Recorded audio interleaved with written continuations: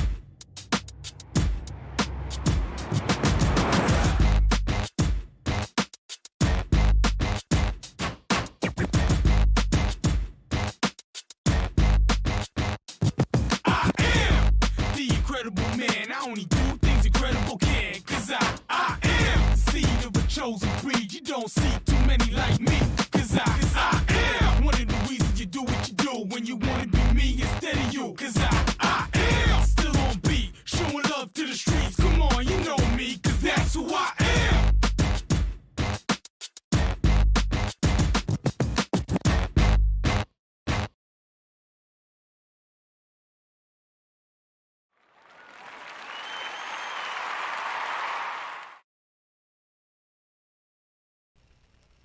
And good afternoon, everybody. Thank you guys for tuning in today for Shock Joxx here, brought to you by KTC Broadcasting, live out of Cherryville, North Carolina. I want to thank all of you that tune in, whether you're here in the States, out of the States, sometimes even out of the country.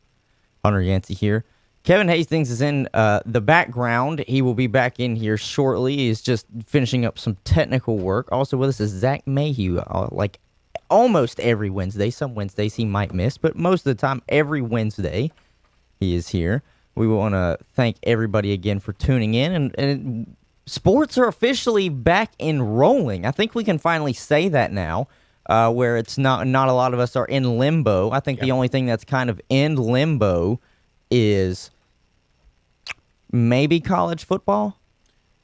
And not as a whole, I would think. Not as partiality. a whole. Partial, where, you got certain ones already said they're not going to play, but right. There might be some. We'll see. We'll see what happens with them. It's and it's one of those things too where we're close to it. That's what I was thinking in my mind. If I'm not mistaken, next week. They're always a week before. Traditionally, a week before NFL starts. Traditionally, yes, and I think next week. I think I saw somewhere it's the FCS kickoff, and then one of the first games will be for the FBS. One of the first games is Arkansas State versus Memphis. And then somebody else was playing the week after, or like the day after. It was actually pretty big. Oh, I know who. It was Navy was the big name. So I'm not sure exactly when all the major conferences are going to start. And the only reason I say that is because there are still colleges in the ACC. Like NC State just had to cancel or basically postpone athletic workouts.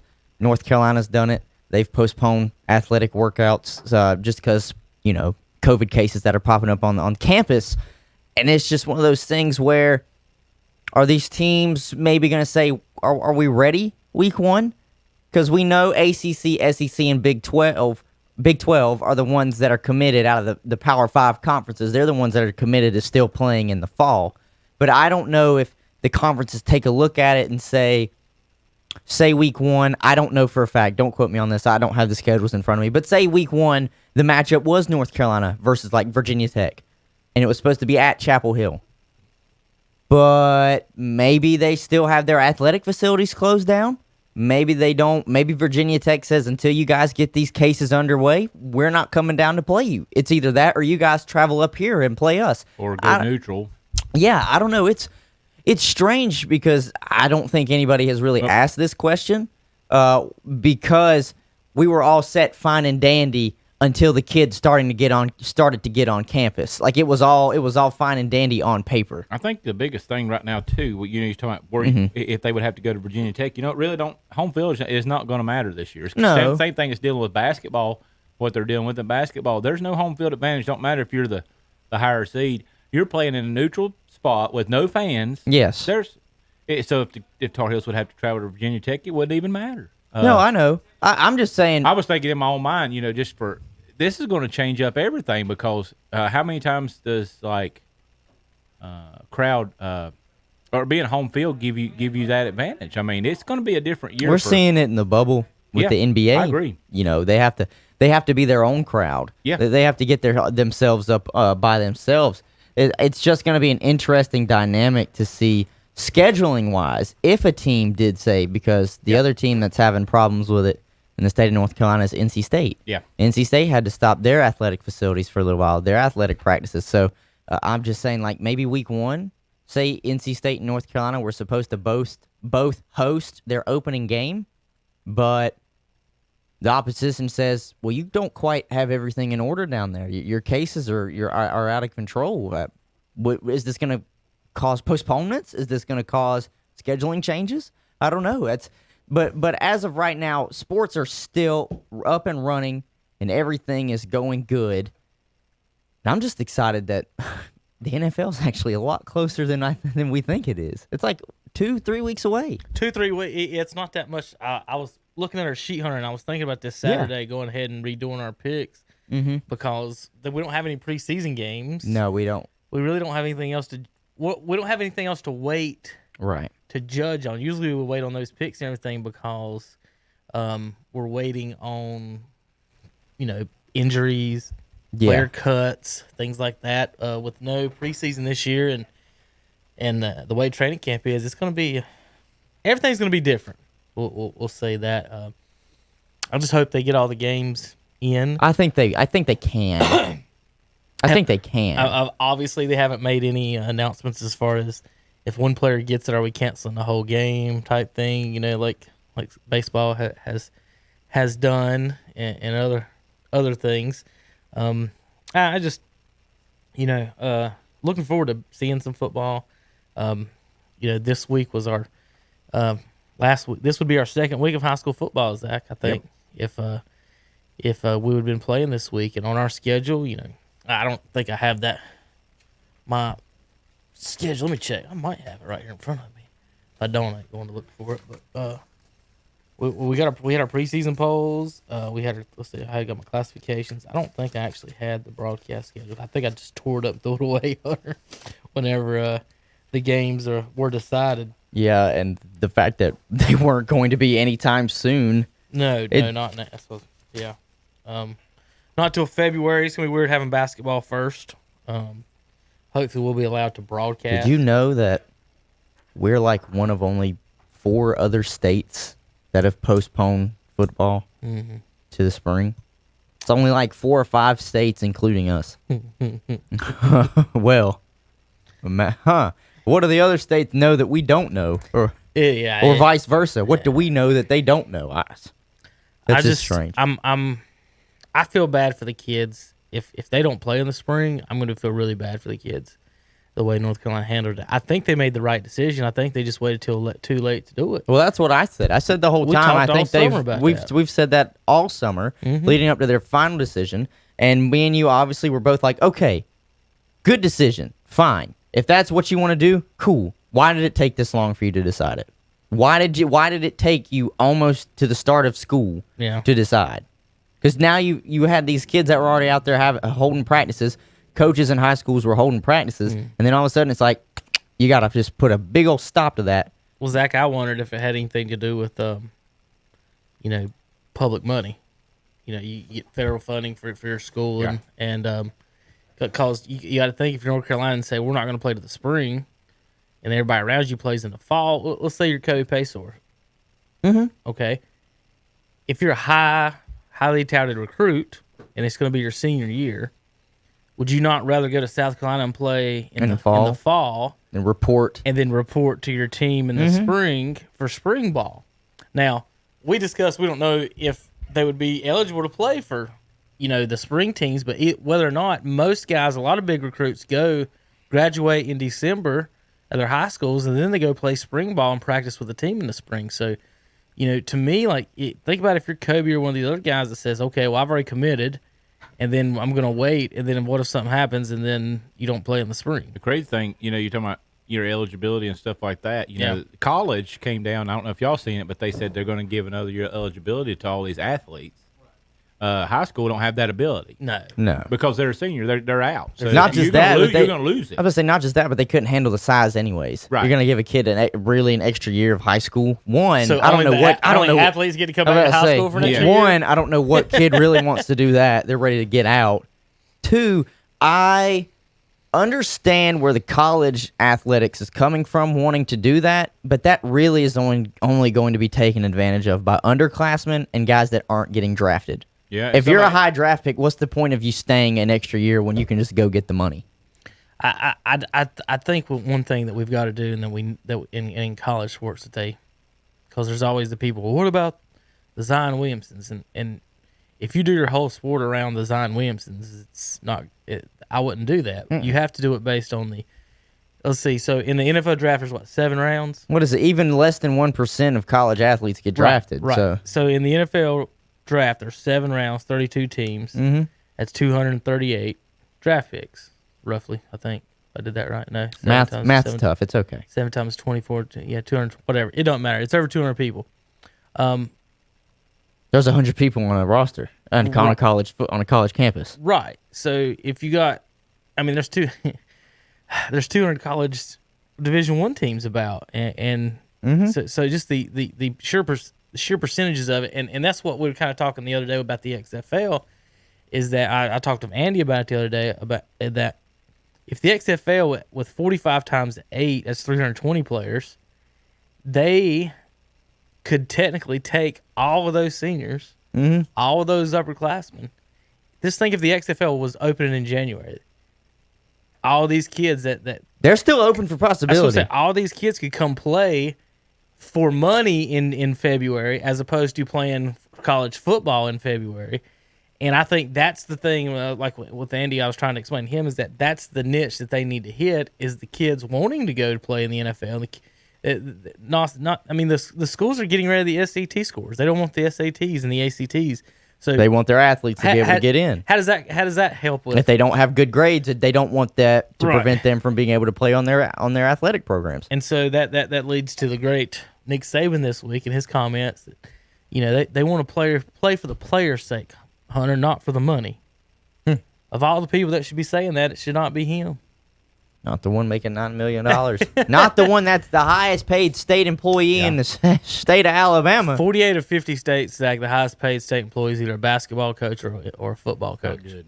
And I think you see all these coaches panicking and talk about, like Coach K, we got to have the tournament. We can't survive without the tournament. Well, who's we? They're getting that revenue. Who's we? Can the Duke players? I need that TV money can to the Duke be spread players about. Play the Carolina players for free at the park somewhere? Yeah.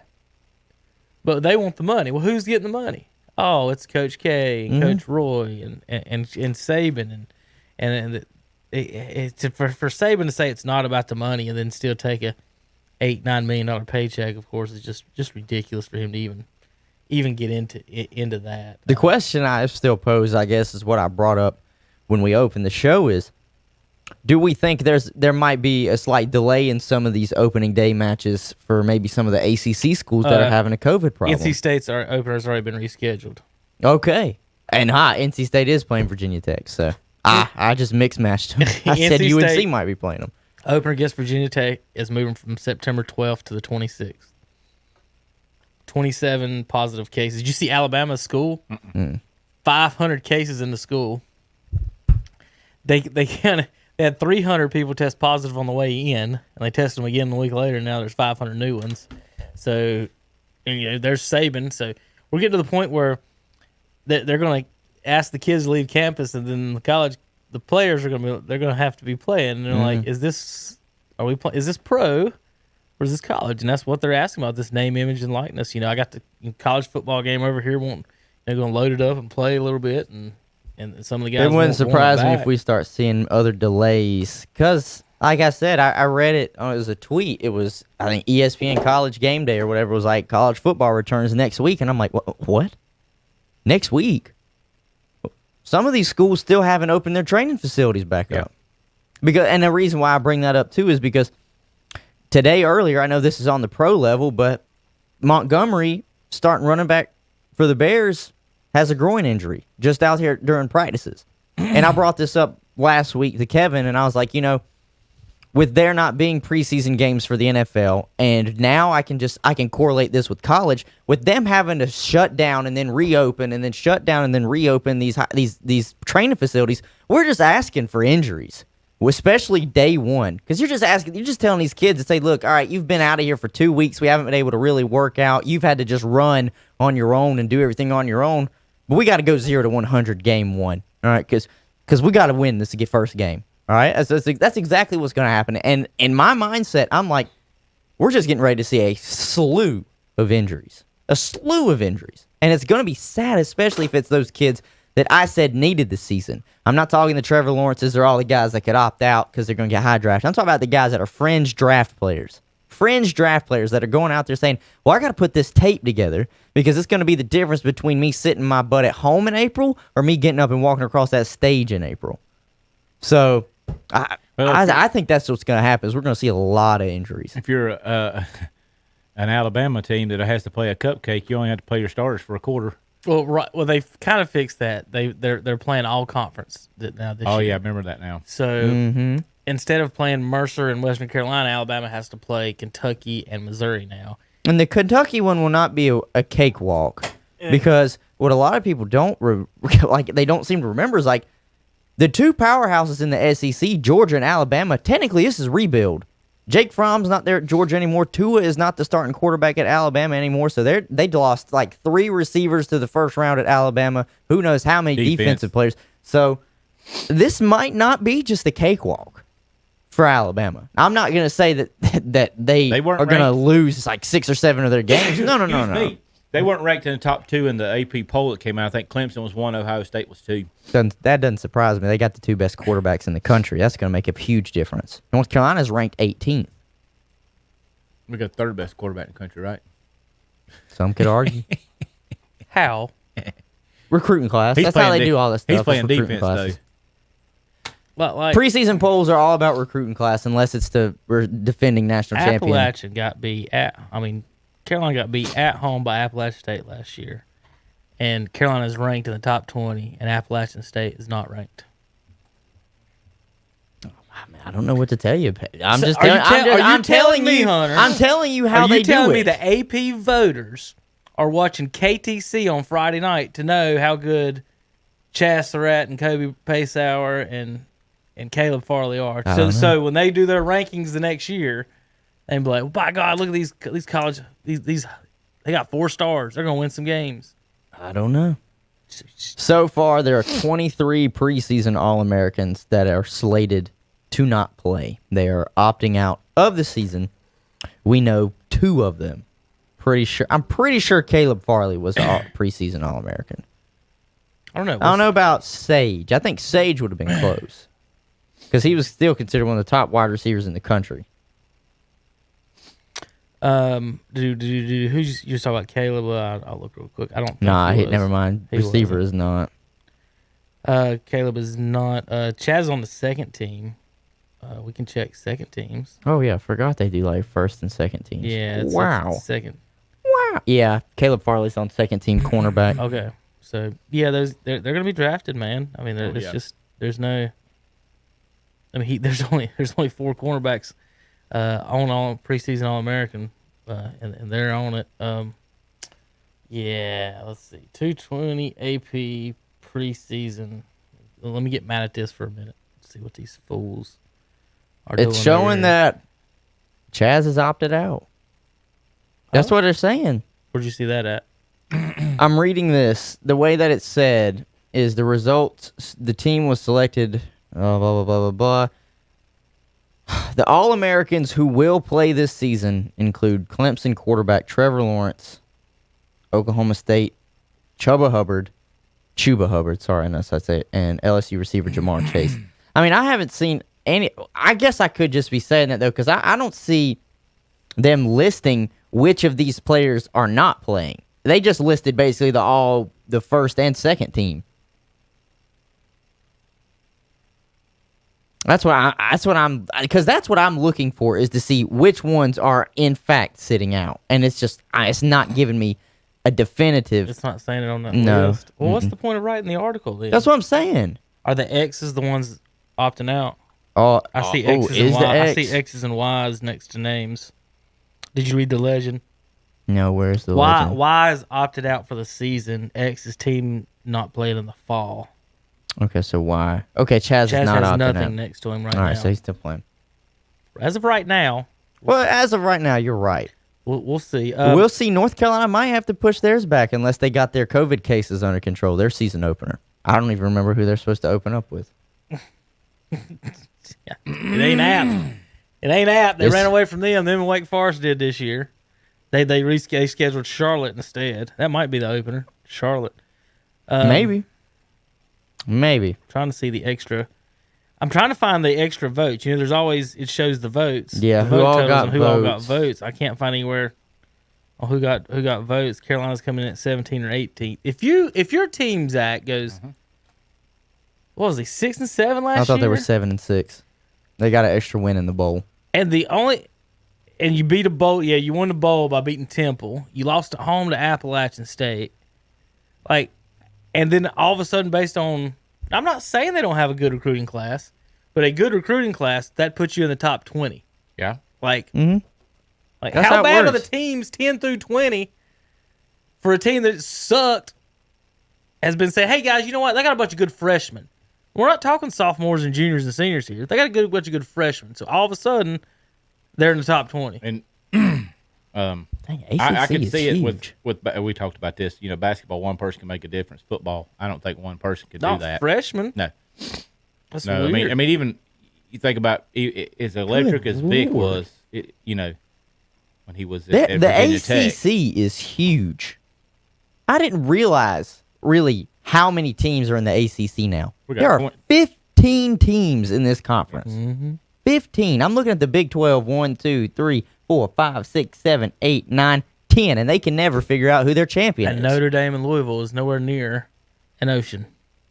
It would be 14, but Notre Dame They're was nowhere forced. near. It would be 14, but Notre Dame was forced to be a part of the The ACC Atlantic this year, Coast. which they should have been this whole time. But Yeah, they shouldn't be able to. out of the 15 teams, Separate. there are 3 teams ranked in the ACC. Clemson obviously is the number 1 team. Notre Dame is 10th. North Carolina is 18th.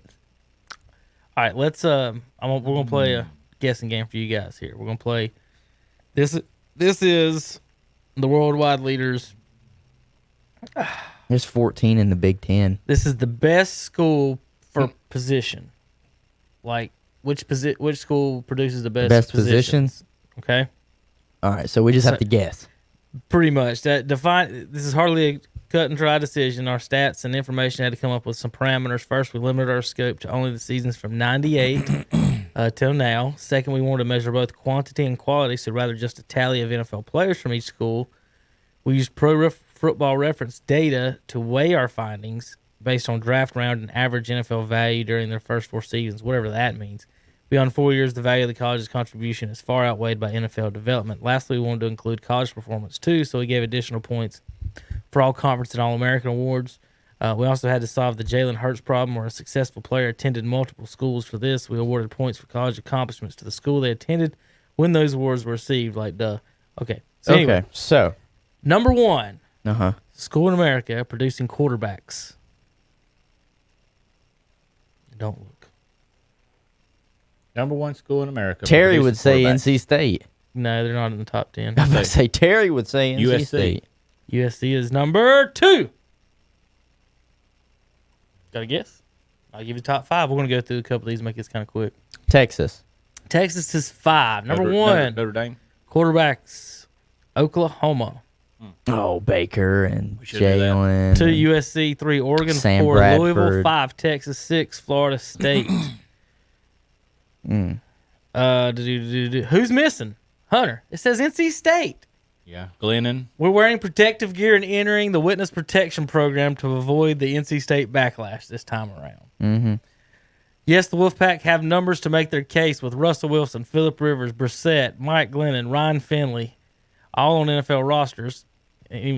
But remember how this formula works. For all of its NFL talent, NC State has never racked up many college awards. So That's the truth.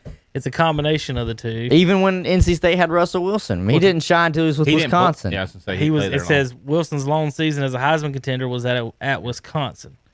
Rivers was only Rivers was a high draft choice, and then there's a problem with Wilson's transfer. Do we award his NFL success to Wisconsin or NC State in that regard? So there's your. So it says for NC State, it's just complicated. Read that to Terry though. We will Saturday. Running backs. Alabama. Guess that. Georgia. Alabama 1. Georgia is 9. Wisconsin 2. LSU 3. Miami 4. Oklahoma 5. So Alabama. I knew it'd be Alabama because they produced Mark Ingram and Derrick Henry, and they both won Heisman's while they Kenyon were Drake, Right, Texas. Josh Jacobs, Texas been a while, Trent probably. Richardson. Mm-hmm. I said, who's next? Georgia could possibly crack the top 5.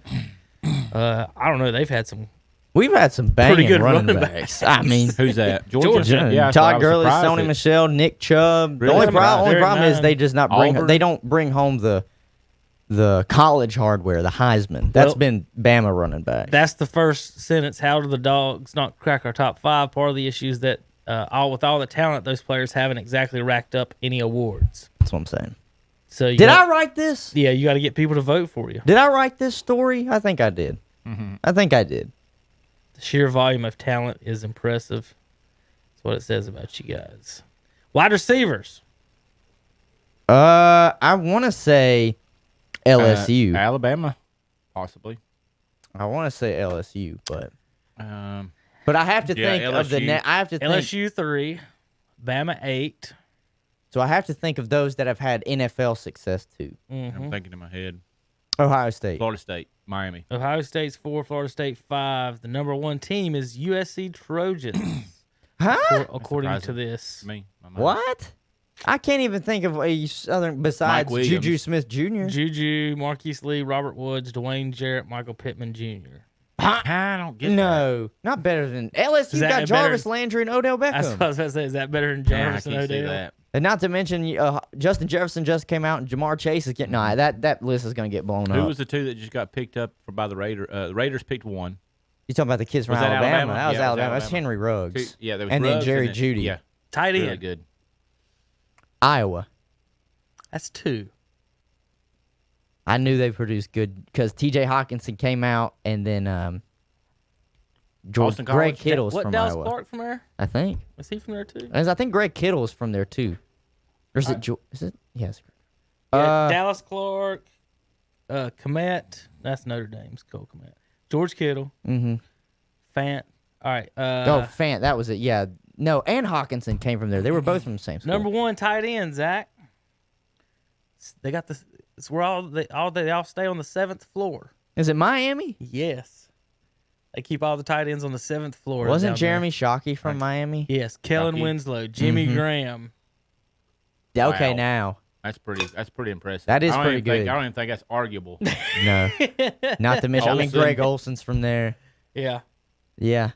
Wow. There's your That's tight ends. impressive. That's some good tight ends. Offensive line. Wisconsin. 2. Hot. Is it Iowa? You're good at naming the number 2 team. Is it? You've nailed the 2. Because I mean, is it Iowa? No. Is it They're a big? 9. Is it a Big Ten school though? No. Ooh. Ooh. Alabama? Alabama. Okay, that's not surprising. They had one go in the top 10, They first usually round do. this year. Top 20 They every usually year. do have somebody go in the first round. Quanjo is one Big of them that I guys. can think of. They that's usually gone. have defensive linemen along with Georgia and Auburn. Yeah. Wow. Clemson's coming up on Wisconsin's some not of the defensive number side 8. stuff, though. Alabama Wow. linemen have been selected within the first 50 picks of the draft. They produce some talent down There's there in 7 Bama. All-Americans. It says under the radar, Boston College. Clemson is who's missing, who didn't make the top 10 right outside it. Defensive line, University. Think about it, Zach. Clemson has been they're producing 4. some. They're 4. But who's got good defensive ends almost all the time? NC State should be up there. No, they're not. Really surprising because they've had some big ones come out. Is it Ohio State? It's not Ohio State. Ohio State's 3. Because Nick and Joey both came. When I from think of there. outside linebackers and defensive ends, I think of this school about every time. Florida State. Yeah. Florida State is number 1 on the defensive line. Defensive tackles is Alabama. Alabama 2, Ohio State 3, Clemson 4, Penn State 5. Penn State's been putting out some decent ones. Penn State used to be the linebacker but they've off the map. Linebacker U. LBU, Penn State's Miami. 5. Really? Miami's 8. Ooh, that hurts. Is it Georgia? It's your boys, yes, the Dogs. I had to Roquan think. Smith, That's Leonard Floyd, exactly Jarvis what I was Jones, going to say. Alec Ogletree, Will Witherspoon, Kendrell Best, Boss Bailey, Odell Thurman, Ronnie Curran, and Lorenzo Carter. And people forget Thomas Davis is a dog. He was drafted for one reason by the Panthers, to take care of Michael Vick. He's fast, man. He was. Defensive backs. LSU. Ohio State. LSU 2, Ohio State 1. Y'all boom on those. Alabama 3, Florida 4, Miami He hit 5. the number 2 again, by the way. He did. He's like almost every position. LSU keeps claiming their DBU. Like, you follow him on social media. Yeah. They got Tyrann Mathieu they produced, Patrick Peterson, Denzel Wisconsin Ward. They've should got have a some. lot Is of Wisconsin not up there? No? Hold on. Wisconsin, I would think, producing more burly defensive linemen. No, That's no where J.J. defensive Watt back. was at, right? J.J. Watt was a walk-on at Wisconsin. Think of that. A walk-on. He was a 2-star recruit out of high school. I wonder if he was like Pippen and real small and just beefed up. I think that is what happened. Who's the kicker? Who's produced the most kickers? It didn't get to the kickers. That'd be Sorry, funny. Hunter. That'd be so funny. They should have. I don't see It why ain't some of not. the big That's schools that's because they disres- usually don't have to worry about kicking field Alabama goals. ain't kicked yet, have they? No, Alabama can't hit a field goal When to it save their comes down to the life. end of the game, they're going, oh, God, we got to put him in. Yeah. So first team, I'll name some local folks, and we're a Clemson network too. So Trevor Lawrence, running back. How do you say the kid from Clemson's name? Travis Etienne. Etienne. Etienne. Then we got my internet moved for a second. Alabama, Ohio State, Alabama, Chase Junior, Purdue, Iowa. There's not going to be many ACC schools outside of Clemson. Well, except North Carolina's got Chaz. And Virginia Tech's got Caleb Farley on second team. Now punter did make the the teams. They didn't say anything about a kicker. Ain't that crazy? Punter from Kentucky is on first team All America. Ooh. So there you go. Give the for punter that. some love. Ohio But State, no, Iowa, they still won't Minnesota, remember his name. Iowa, Wake Forest, defensive end, Basham. For you Wake Forest fans, Chaz, of course, in North Carolina. At linebacker, Caleb Farley at Virginia Tech, former Maiden Blue Devil here in our area. And the punter from Rutgers. So no kickers on the All-American teams, just punters. Wow. The name of the game, Hunter, is football. It is. It's the incorrect football. That's correct. Speaking of, all right, football, real quick as we transfer over to another sport, which is not this, but is Lionel Messi going to play for the Charlotte FC? Charlotte? He coming to Charlotte, Hunter? Tepper going to break out the money? Let me tell you something. Tepper going to break it out? Let me tell you something right now. I would have season tickets in a heartbeat. Zlatan did it. Zlatan did it for a season. He came over, played for LA, realized he dominated here, and said, you know what, I'm going back to Europe. The greats come over and they dominate. You just have to get them when they still have a little bit of juice left in the tank. But that means, just like how we say Charlotte, the only way they could get any free agents by throwing a ton of money at them to get any European superstar over here to play in the MLS, you have to unload the Brinks truck on them. Messi wants out of Barcelona.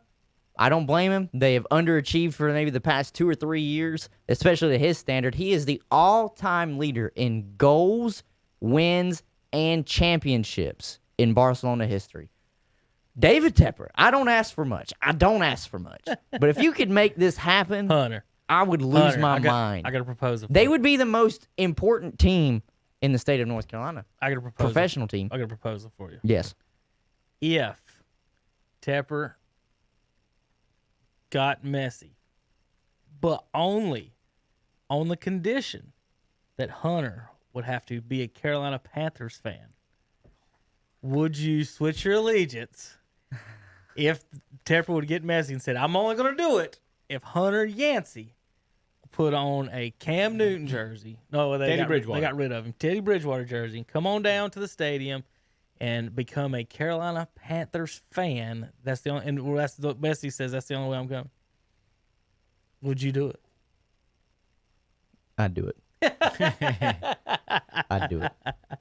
I'd do it. I mean, we're talking about like stars here in America. Obviously, are superstars to us for a reason. We're talking about an international star. Have you seen one that is known from one Zach? end of the country to the or the continent to the next? Panthers punter this week in practice. Sly, was it Sly? Well, they got two out there because there's. We better have a good one. No. Well, what I'm about to tell you is not what you want to hear. Because there's no preseason games, so there's actual competing in practice and everything. Well, the punter this week hit 2 outside of the practice facility. Yeah, Like, he went to punt. You want to go home now? He went to punt and he shanked it up the street. With no pressure. The camera shows him going to punt, and then like the field is this way, and the camera turns towards the wall, and the ball just went over the wall. It made me remind me of my golf career. Aiming that way, and it's going that way.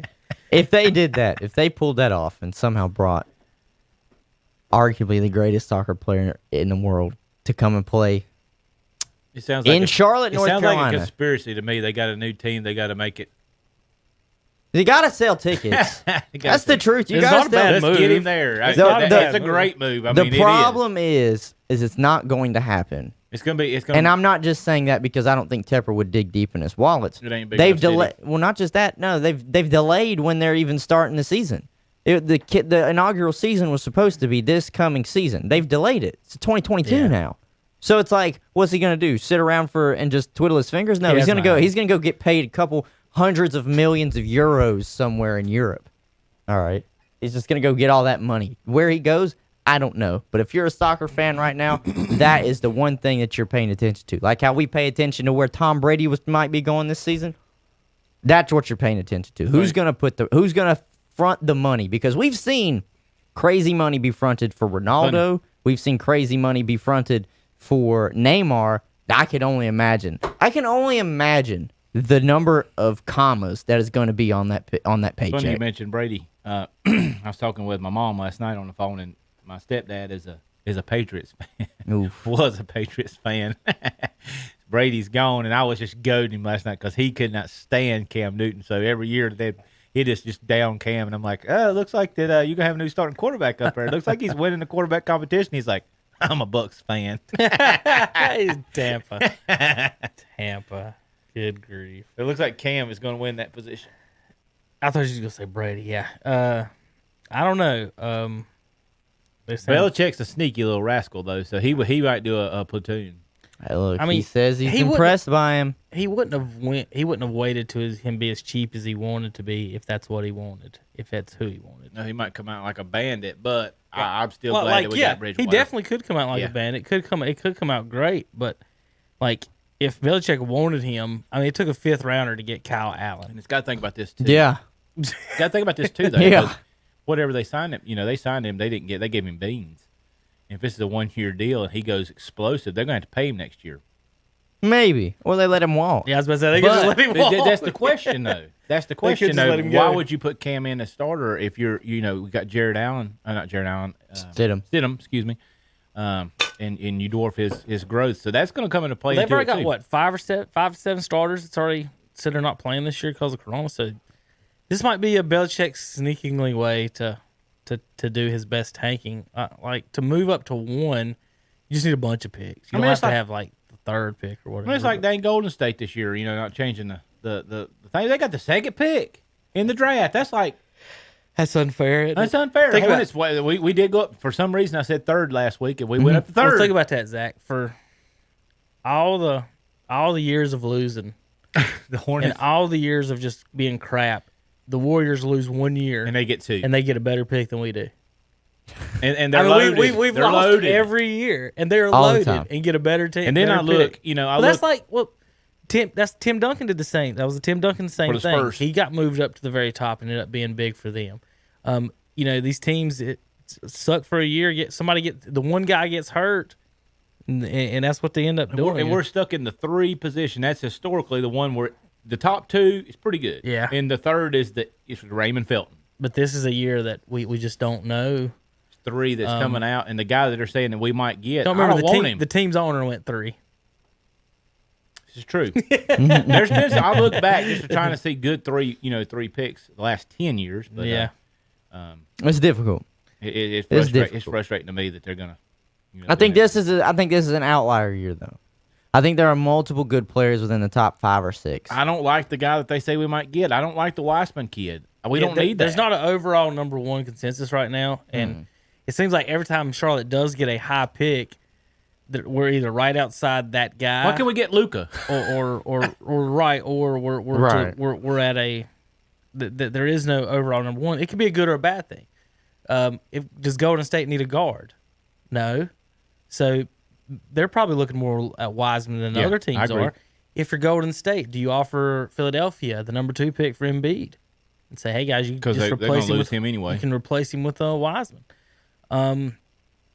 Golden State is obviously the question. I think in this, do they trade it out of it? Do they stay there? Do the Hornets trade back for somebody wanting LaMelo Ball like the Knicks at 8? Because I don't think Ball lasts till 8. If that's what the I don't think he lasts past 5. If that's what the Knicks want. I don't want him. But I don't think Charlotte would touch him with a 10-foot pole. LeVar has said some things about Jordan in the past, so I don't know where that sounded. I don't either. Sorry. Was that your? Yeah, that was mine. Sorry. But it shouldn't have been coming through to us. But anyway, yeah. So I accidentally clicked the wrong button. It unmuted it. So Zach,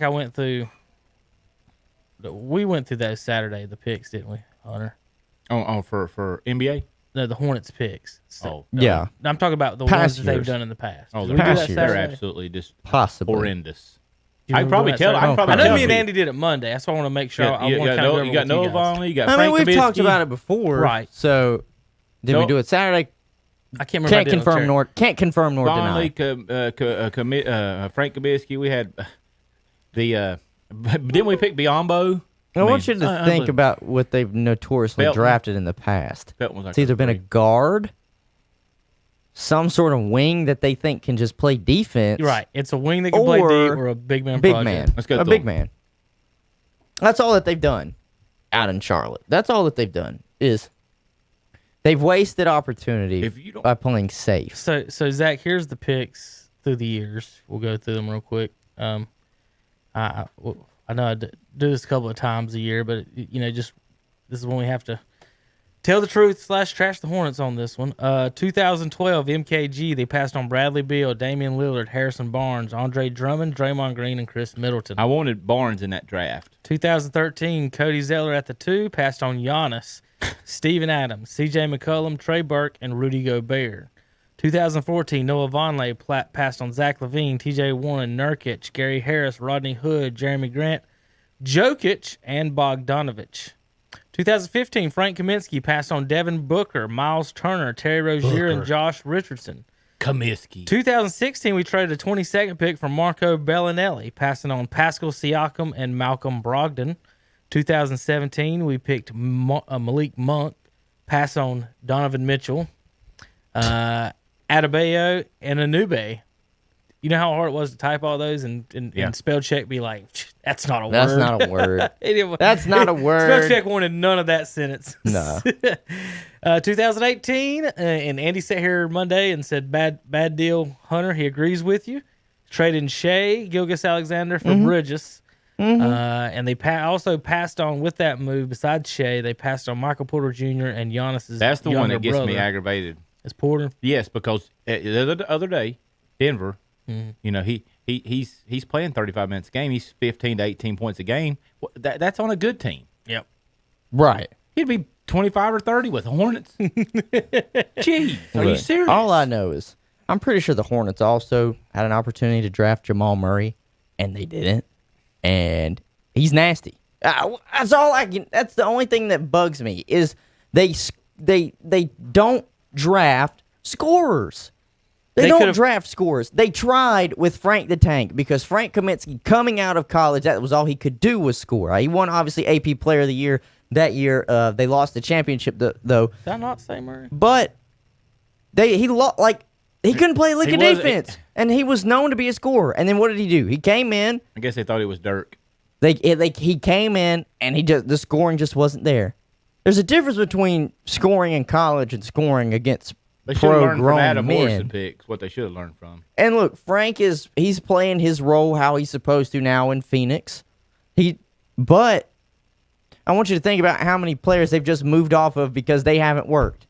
They did that with Vonleh. And Noah Vonleh was there for not even a season. Yeah, Murray wasn't on the list because they that was the one they had the 22nd pick and drafted and traded for Bellinelli. And so they didn't have an opportunity. And to stay on the basketball thing, Exactly. Two players that I know me and Kevin both love.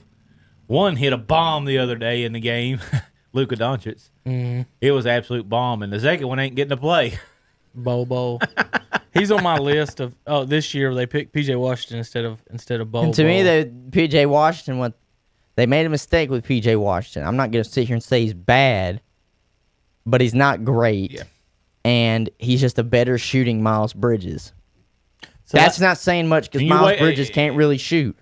You just keep picking the same thing. No, that's what I didn't like about it. It's because I said, so you traded away Shai Gilgeous, who had tremendous upside for like a 6'7" point guard.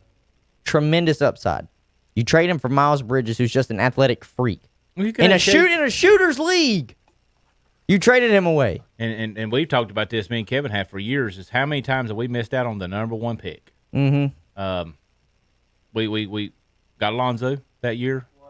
And we missed out on Shaq. And we missed out on Dwight Howard. And missed out on Anthony Davis. Anthony Davis. Who was we? Michael K. Gilchrist. Shoot me in hell. Now, I will say this. Emeka did what he needed to do. And Alonzo did. Yes. They were essentially very similar for what we got them for, but the person right ahead of them was just heads and shoulders above everybody. We missed Shaq, you know. Alonzo was great. Mm-hmm. Yep. Alonzo's great, but he made his name in Miami. Alonzo's probably my favorite basketball player. That's what's so crazy. Think about it. As great as he is, more people correlate him with the Miami Heat than they do with the Hornets. 3-4 years in Charlotte and got out of here. He didn't. And we didn't do bad on getting compensation for him. We got Glenn Rice and Cycli. All right, so let's talk about these games in the NBA. Last night, Nuggets beat the Jazz, cut the lead 3-2 on the back of Jamal Murray. 42 points. The Joker 31. I'm just going to read some of these to you, Zach. 19 minutes, 4 points for Paul Millsap. I actually looked at their box score from last night. So yeah, Millsap 19 minutes had 4 points. Morris 18 points, 4 points. 18 minutes, 4 points. Plumlee 5 minutes, 0 points. Craig 19 minutes, 5, and Dozier 20 minutes, 3 points. And then you get down to Bobo. It says DNP, coach's decision, right? Exactly. God, you just beat your head against the wall. So combined, those guys in 44, 50, 62, 70, 81 minutes had 16 points. And in this series, Bo has 11 points in 12 minutes in the time he's got to play. At some point, Zach, I just don't get – I talked to Andy with this about the other day, and he's like, well, the question is always like, who are they going to guard? And I'm like, well, nobody's guarding anybody. If you're giving up 130. Yeah, you're getting 100, 110, 120 points a game, what are you worried about? He's 7'2". If a guy goes by him, guess what he can do? He can still block a shot from behind. Like where's he going? Wingspan's probably 7'10". Although I'm sure it's ridiculous. And Joker went off yesterday. 8 for 8 in the first quarter. Probably hit one of the biggest BS 3-pointers I've ever seen. You see that when he tossed up two-handed? Yeah. That was ugly. I said this, though, when the series started. I said the Nuggets go as Jamal Murray goes. And Jamal Murray had a hell of a game. It helped that Jokic was there to obviously put 31 up, but If Murray doesn't put up 42, what else they got? Right. Seriously, That's what I'm saying. If you're not out of playing- those two starters alone, they had 73 out of the 117 that they scored. and they needed them all because Every single one of them. if Porter's only going to get 15, we talk about all this all the time. Your top two starters need to get 60. Then your third guy, three guys added together, you need 75 points. Mm-hmm. Yeah. And they got over it. And those three guys got over it, and that's Even where though they're at. Porter didn't even start. But Grant still got 13. I did notice last night when I was looking through the box score on that Marvin Bagley is not with them. He opt out. Do we know? Marvin Bagley? Is that the right name? I'm trying to think from Duke. I The thought guy that came out from Duke. I don't know where he's at. Bagley is with Sacramento. Okay, I was Yeah. thinking he was with Denver Yeah, I for was some about to reason. say, I thought no, he no, was no. at Denver. I was No, like, is no. Bagley not playing? They're missing Gary Harris, Gary Harris is hurt. but I mean, Well, I will say this. So they're not playing tonight. They're playing tomorrow night. here's their shooting: 1 for 4, 1 for 5, 0 for 1, 2 for 6, 1 for 1. It's probably Like 25%. I just don't get like where he thinks if he puts him in the game, He's going to hurt him. that they're just going to suddenly get blown off the floor. Like that's what was that used to drive me crazy, Hunter, being on when sitting the bench on a basketball team, and you sit there and let's say your team is getting beat by 30, or if you're up 30, either one. Under no circumstances, if you put me in the ball game, am I going to blow a 30-point lead? Well, that's how I feel looking at this. And you know what I mean? Like, And listen, Michael Porter Jr. came off the bench last night, but he played 34 yeah, well, minutes. why Yeah, is Why I are know you starting on the bench? I don't understand what's why the he's point? not coming in for Morris or Millsap. Millsap. That's what I don't understand either. They got me- Millsap's got 19 minutes and Morris has got 18 minutes. Why? As starters, why? That's bench. Those are bench minutes. I mean, to me, I just always want to play my 5 best scorers. Does he not think like rotationally that Porter Jr. works with that? Spacing-wise. I don't know. And what I heard a lot of leading into the bubble, because Michael Porter would sometimes get dogged and he'd just get pulled out sometimes, it was that I think Malone was trying to get him to be more aggressive on the boards and to actually play defense. Because people forget, he's like 6'9", 6'10". And he's big, and he can score. The problem would be, but I feel like those coaches do that to those rookies all the time. Hey, you ain't getting the boards. Hey, you're not playing defense. Sit down. Yeah. You can't afford to do that. It's the playoffs. Like, you're trying to win a basketball game. You You can't think of the cannot future. afford to do that when your other starters are getting 4, 13, and 4. Bobo's prime. When do you think it'd end? When his prime would end? Yeah, I think His it's athletic 32, prime. 33. Young 30s, right? Yeah. Maybe. I mean, with his so- size, you never know. So how long are you going to sit here and keep him on the bench and say, "Well, we're saving him for the future"? Well, by the time he's 30, when he's 35, he won't be able to move. Play him. And they won last night. I hope they win some more. I picked them to win the championship, and the only reason I did was because I thought Bo would be getting 20 minutes. If you'd have told me before it, Hunter, that Bo's not getting 20 minutes, told I'm you not he picking, wasn't getting I'm it. not picking him. I told you he wasn't getting Well, it. you're not the coach of the Nuggets, Hunter. I know that, but I told you he wasn't going to He's do a Carolina that. Panthers fan. No. Nah. The Clippers last night scored 150 points in regulation. They were They up went by like slap off. 20. But it disappointed me because I'm wanting Dallas to win. It's not going to happen, though. That hurt last night. Porzingis is probably out for the rest of the series. I think they're waving the white flag right now. They're probably done. I mean, they gave a good run at the Portland's Clippers. waving the white flag tonight. Damian Lillard's out. I was looking He's at the injured. games. Yeah. They're not, the only game that's a game tonight is Thunder Rockets. That's week, and rumor Westbrook might be back. He's game time decision. Nobody gets to play the injured teams like LeBron James. Now I will say this. People probably thought I was crazy for picking Portland to be able to upset the Lakers in round 1. But I did it on good reason. And then it hit me.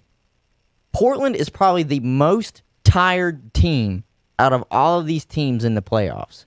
Do you think the Lakers had to try every game? No. You think the Clippers had to try every game? No.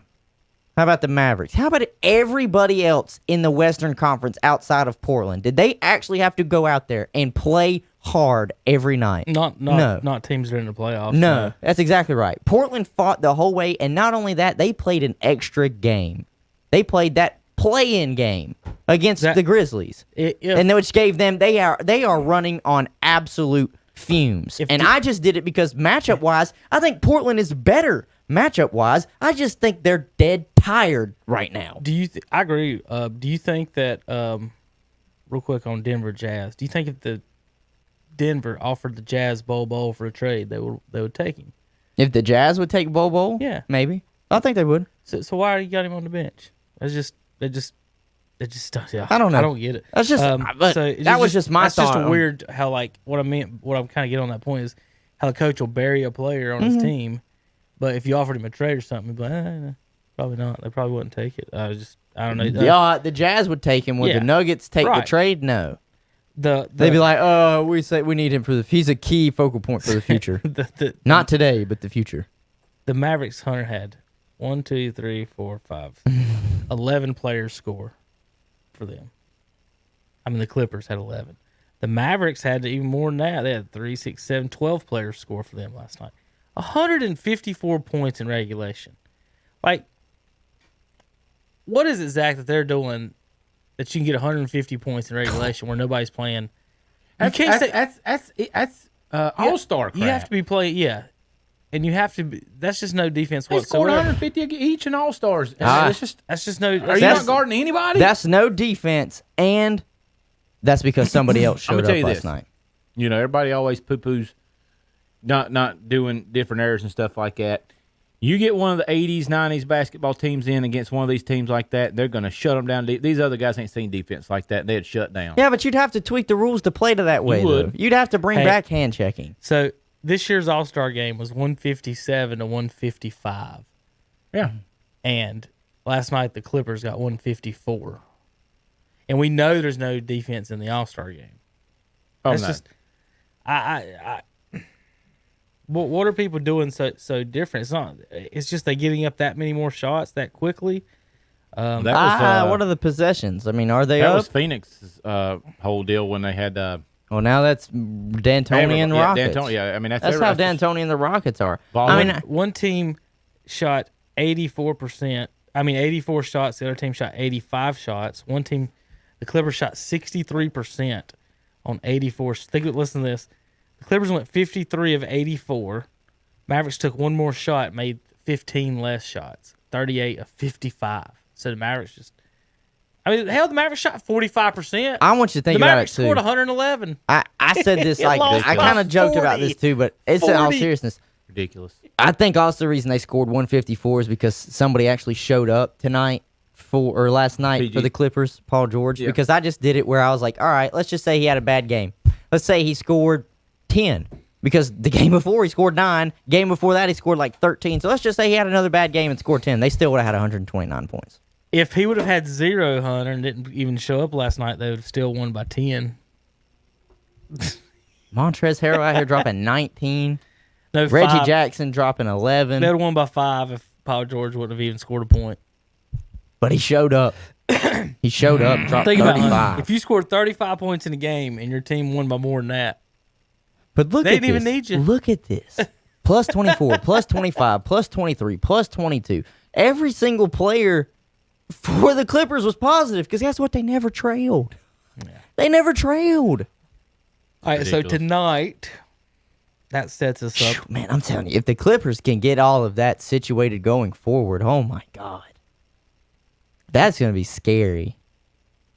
I ain't going to do that every night. None of these people do this every night. Who do the Clippers have next? Is it the winner between Denver and Jazz? Yeah. If it's the Jazz, the Clippers routing them. Magic and Bucks today. Yeah. Anybody picking an upset? No. Milwaukee closes this series. All right, 2-2, Oklahoma City and the Houston Rockets. I don't want to pick this game now, and it's only because I want to see, because it's a game time decision. I want to 4. Yeah, I want to see if Houston Russell Westbrook's playing or not. Yeah, Houston by 4. I take the points. I think it's gonna be close. What I'm saying, it's 50-50 on that one. You take. I'm gonna say 60-40. I'm leaning Rockets. I'm leaning Rockets, but I take points. You take the Thunder to cover. Yeah. Okay. I think it's gonna be really close. Well, both of their games have been close. I think it's gonna be 60-40 chance Rockets win. outside of, I think, what was it, Game 2, whenever the Rockets actually blew them out. Outside of that, the games have all been fairly competitive. I'm still just sitting here thinking, if Russell Westbrook comes back, does that necessarily benefit or does that hurt the Rockets against the Thunder? I don't know, because it's going to take the ball out of James Harden a little bit more.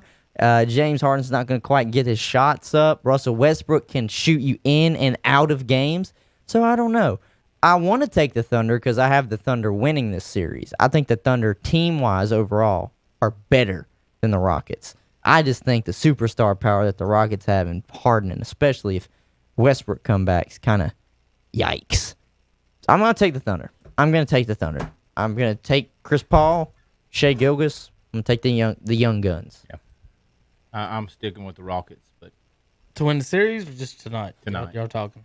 I think I'm it's saying gonna go back tonight. and forth, I'm back and talking forth. tonight. I think the Rockets win the series overall. I'm taking the Thunder tonight. All right. Tonight. Damian Lillard's hurt. Lakers by 13. Yeah, make it by like 20. Lakers closes tonight. Lakers, like I said, Portland is a shot fighter right now. They're a shot fighter. They've gone 8-9 rounds right now, and their knees are starting to give.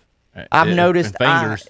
Fingers. The leg on Damian's what's keeping him out. It's not even his finger. He was still going to have a shooting impediment, I think. It's what hard to shoot with your And I finger. was noticing it too when I was watching Portland play the Lakers in Game 2 and in Game 3, and kind of in Game 4. I was noticing that Nurkic, especially because the commentators noticed it too when they were calling the game. Nurkic is tired. He's tired, and he was one of the part of their big. Out of shape. That too. He might be out of shape. Think about it. He didn't play out of most shape. of the season and was expected to come back, and probably didn't expect that they were going to have to play 8 solid hard games and then a 9th play-in game on top of playing the 1 seed, the Lakers. That probably wasn't exactly the case, but so they did anyways. So they're tired. Nurkic is tired. C.J. McCollum, people don't realize he's playing with a cracked bone in his back. Like, good God. Yeah. So they're just out there really giving it their all. And, I think Colin said it the other day, and I agree with him. He said, if you're Portland, you have nothing to hang your head on. And I'm like, no, you don't. You don't. They kind of get that rap every year. You don't have anything to hang your head on. You played outstanding this bubble. When you came back, we saw probably some of the best play ever from a guard in a long time out of Damian Lillard. It's just, I think the cards were stacked against Portland from the beginning. Because they were one of the, let me see, who all was in contention. It was Memphis had to play hard every night. Portland had to play hard every night. Phoenix played hard every night, just didn't get, anything out of it because they went 8-0. And then Sacramento was a part of it at one point, and Pelicans. So there were only 5 teams. But even the Pelicans, after like the first 2 or 3 games, they're like, we're not making it. So they didn't have to try hard. Right. So really the only ones that were out there busting it every single game was Portland, Memphis, and Phoenix. Yeah, Phoenix was off Phoenix. the chart. They went out there and played tremendously. But the Lakers didn't have to try. The 1 seed was locked. Clippers didn't have to try. 2 seed was locked. Everybody was locked in. So the cards were ultimately stacked against whoever was going to have to play that play-in game and then get that 8 spot. Yep. So for them to even take game 1, kudos, man. Kudos, because this could have been a sweep. This could have been a sweep. Now they're getting reverse swept. They're getting a gentleman's sweep right now, but they're just tired. And the injuries are starting to stack up. You know why I think that is? Because they're tired. Yeah. That's exactly what it is. Damian Lillard cannot shoulder this team for much longer, so it's no wonder that his leg actually gave out, literally. Like, it's injured. Nurkic, it can only do so much. I think Nurkic is the better big man, not outside of AD, but like center-wise, he's the best one on the floor between the Lakers and Portland. C.J. McCollum's the better shooting guard. Damian Lillard's the better point guard. I mean, so numbers-wise, when I had it all mapped out, you'd think Portland would have an outstanding shot. But they don't just have a magical well they can drink from to refresh themselves. So they're running on little to no gas, and I think it sputters out tonight. Point guards can't lead your team in scoring and be successful, Hunter. Well, I mean, he led him to the 8th spot. Yeah. But did you hear what I said though? Like this whole playoff or bubble was stacked against whoever gets that 8th spot. Because they're the only ones that had to consistently play hard every night. Because really, They had to get in. I'll say the 3 teams I was talking about was Phoenix. What'd they do? They did it and didn't even get anything out of it. They went 8-0 in the bubble. They didn't get anything out of it. Then you had Portland.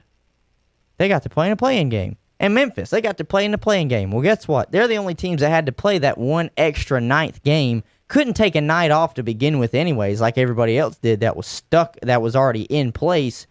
Oh, and then guess what? You get the 8th spot. You get to play the number 1 seed. It was just stacked against them from the beginning. So, kudos, met Portland. I mean, I saw exciting gameplay out of Damian Lillard. I have a newfound respect for him, but I think it was just stacked against you. Honestly, I just think it was.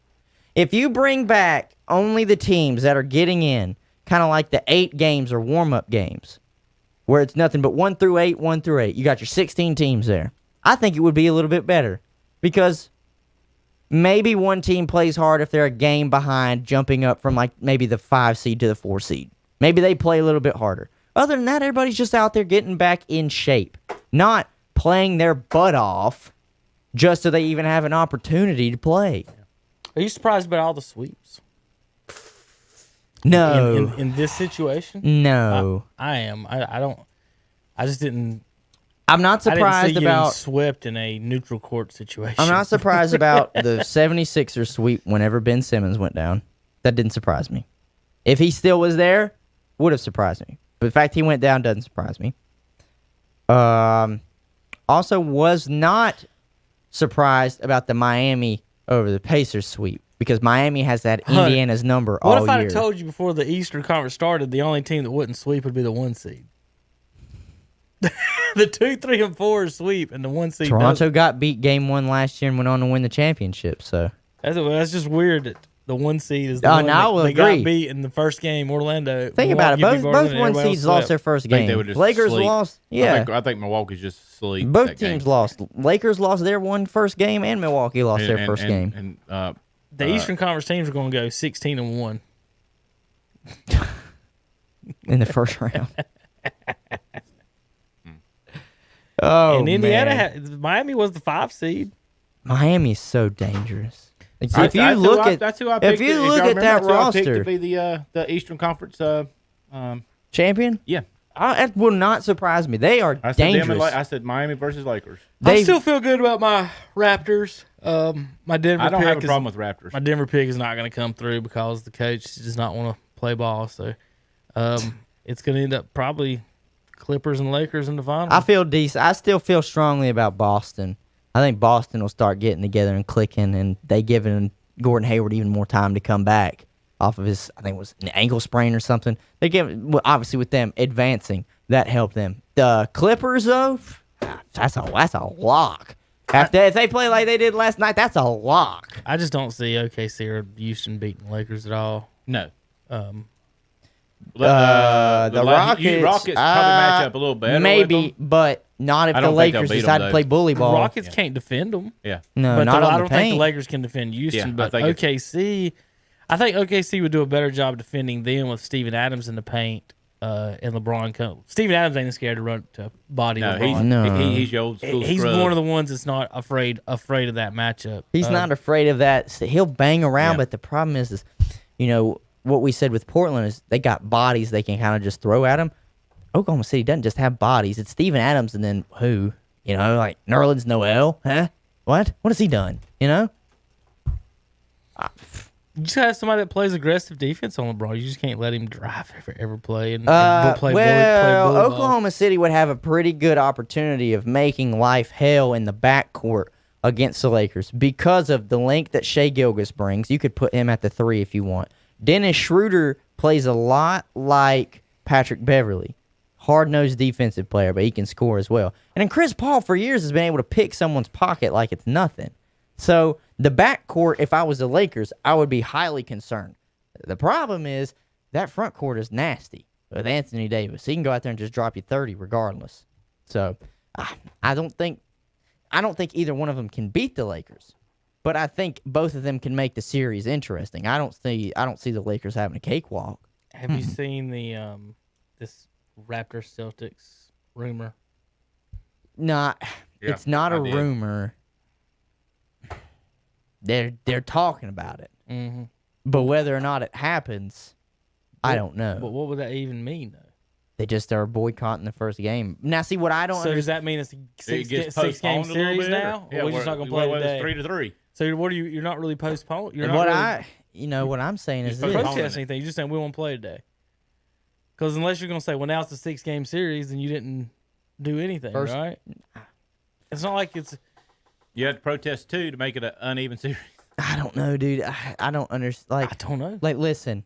And how's that fair to all the other teams in the I league? understand. I understand that they are outraged. What if you're up? But what does that necessarily do? Like, I know they're wanting to bring attention to the social injustice. I get that. But in the long run, for your series, what does that do? If you're the NBA, you're just going to look at them both and say, well, guess what? You're both equal. We're keeping it still just 0-0. Or are you going to be like 1-1? Or you flip a coin and decide who got it. What if you're the team that's up in the series and you say, we're not going to play the last 2 games?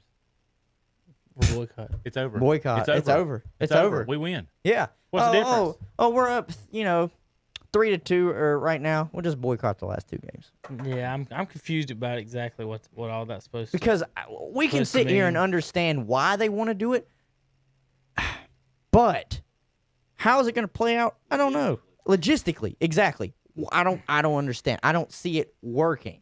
Not a single. All right, it's the last thing I'm gonna say on this subject.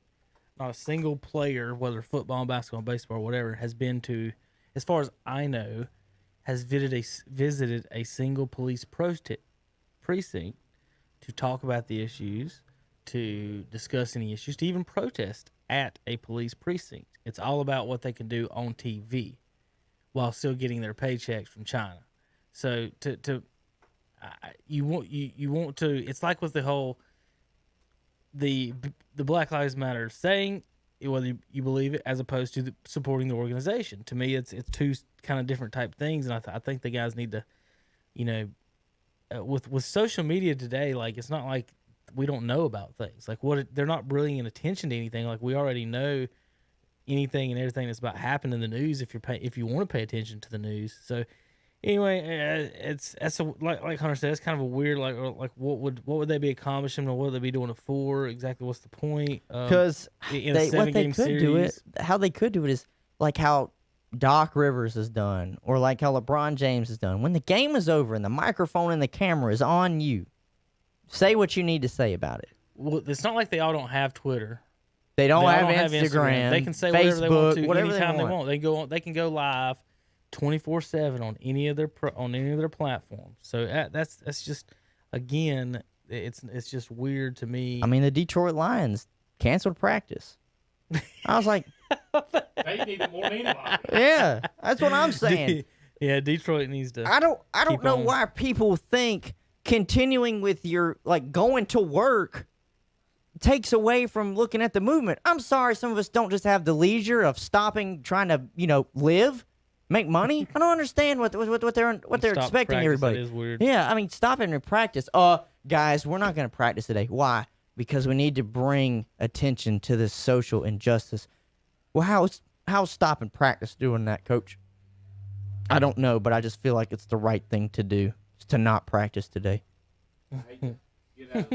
But I could only do really an hour today, so I've got to. Oh, that's fine. I've got to get out on you guys. Zach, I've got something I got to do tonight at the church, so I've got to get prepared. Real quick before you go, any thoughts on your Braves in baseball right now?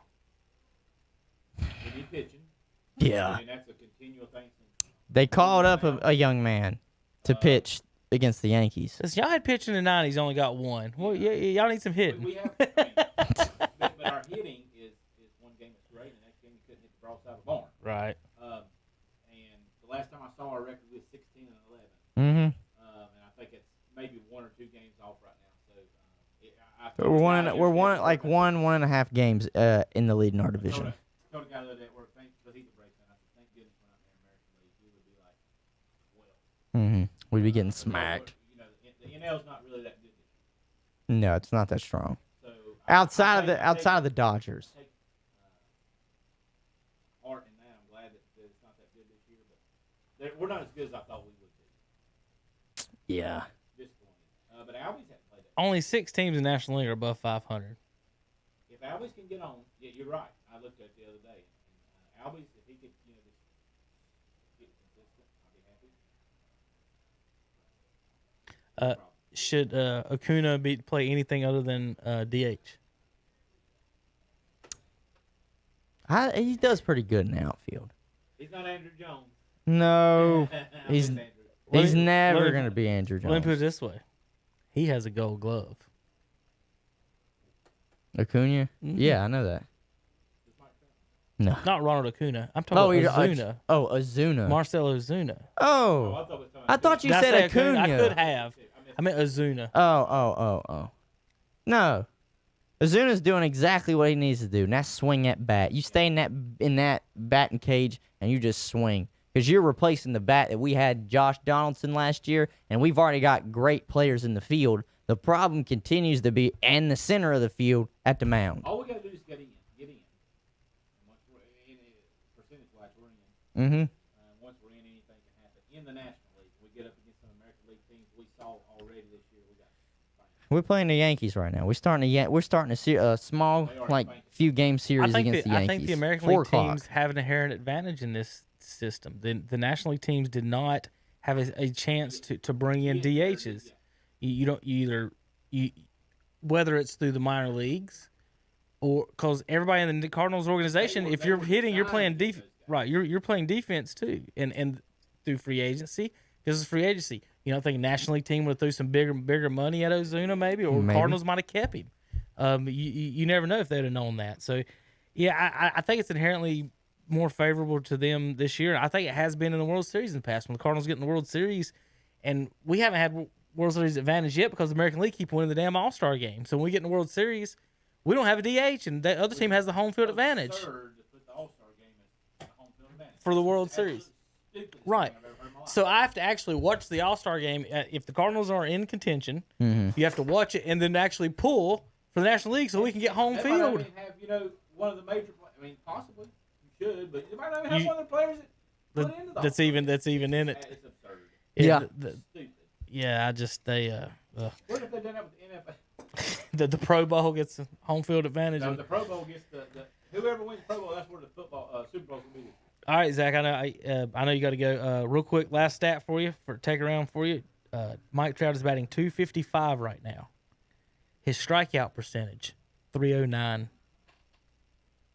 His strikeout percentage is 309. He has 34 Ks and only 28 hits.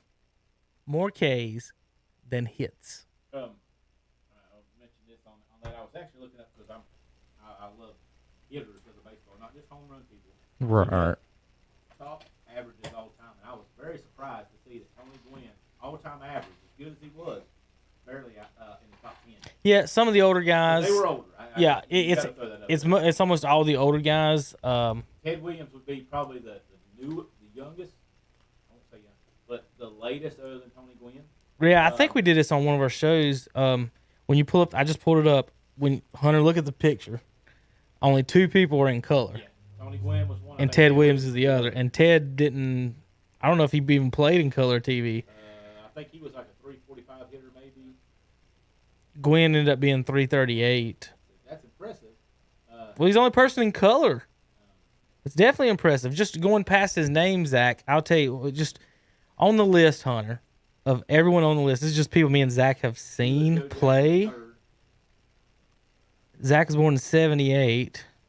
Wade Boggs Wade Boggs is second at 328. Are the only people in the top. He's 33rd. George Brett was a very good one. I don't know if he was in the top. He's not in the top 50. So only 2 players in the top 50 ever that me and Zach ever saw play. That's Gwen and Wade Boggs. Strikeouts and stuff like that. George Brett didn't strike that much either. He wasn't as good as Tony Gwynn.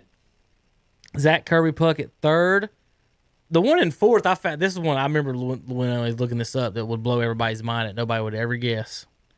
Vladimir Guerrero. I was talking with him. Vlad Senior. Senior. He would swing at any pitch, as long as it's over. Like the whole, he's not swinging out looking, Hunter. No. Like if it's 0-2 or 3-2, we're not going to sit up there at Trout and hope they nitbit. He was swinging off. Yes. We was talking about that church the other day. This guy there, he actually went to school with James Mason. Yeah. And played ball with James. And we was talking about great hitters and stuff like that. We was talking about Vlad and how he does not get the recognition as good as he was. I would have never thought he batted 300. I knew he crushed the ball when he hit it, but I never thought as an overall average, because just the fact of I know Pujols is at 299, and for him to be there, and I know how well he hit the ball. Vladimir being at was 318. He did get number 2 on RBI list. Yeah, he did pass it. And if he plays 3 more, I think he can get the RBI record. The home run is, I don't think he when can. When he gets the RBI record, they're still going to have a Mike Trout all-time RBI because he went 0 for 3 with a walk. I don't want to think about that. 0 for 3 with a walk. I don't want to think about that. People would call me crazy today, but I would look at them and say, guess what? I'm taking Alex Rodriguez before I take Mike Trout. Well, duh. Who wouldn't? Hunter. People that love his war. His first MVP season, Trout, he had more strikeouts than hits. People voted on a guy to be the most valuable player, and he had more strikeouts than hits. You talk about A-Rod, Hunter. Good God, he might be the best player ever. Just when you talk about defense, because to me, again, infielders are way better baseball players than outfielders are to me. Now you talk about hitting, but if you can play shortstop, you're better than everybody else in the outfield. What about Vladimir Guerrero? Gary The Sheffield. Vlad. But yeah, I just Man, thought he had that a was bat. I was just going through that list and saw that he struck out more than he had hits and still had the MVP. That's insane to me. I'm going to leave on this one that I posted the other day. Hunter may have never seen this guy. I posted on Facebook. Did you see him hitting the baseball on my page? Julio Franco. Mm-hmm. He was taking batting practice the other day. You remember Was he still doing the same dumb swing? The same swing. Made me think about that. Hell, he played to his 45 about, didn't he? He did. How about Trout's got more WAR than Vladimir in Vladimir's whole career. Vladimir played 16 years. Vladimir has 200 more home runs than Trout. I don't even want to talk about the strikeouts. I'm sure. Sorry to see you. Hey, Vlad, Jesus Christ. We were told that Hunter, this will tell you exactly how the propaganda gets to you. Not only did I not think that he batted 300 in his career, you'd have never told me he didn't strike out for 100. Vladimir Guerrero never struck out 100 times. In a season. I mean, on 0-2, he was swinging, and he was putting it in play. He struck out 95 times his third year in the league at age 23, and after that, nothing. Not even close to 100. Y'all have a good week. See you, buddy. Vlad, let's see. Did he get any MVPs? He got one. His MVP season led the league in runs and total bases with 39 homers, 126 RBI. That's pretty good.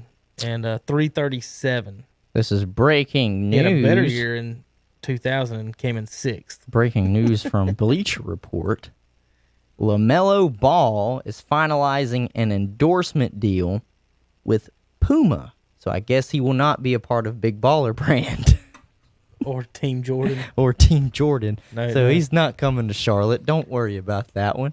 But what Big Baller Brand did not work out, did it? Sadly, it did not. You know, that's the only reason why I said it, because I wanted to say he will not be signing with his father's company, Big Baller Brand. they had a great idea. Honestly. Why not? They did. They did have a great idea. Why pay Nike?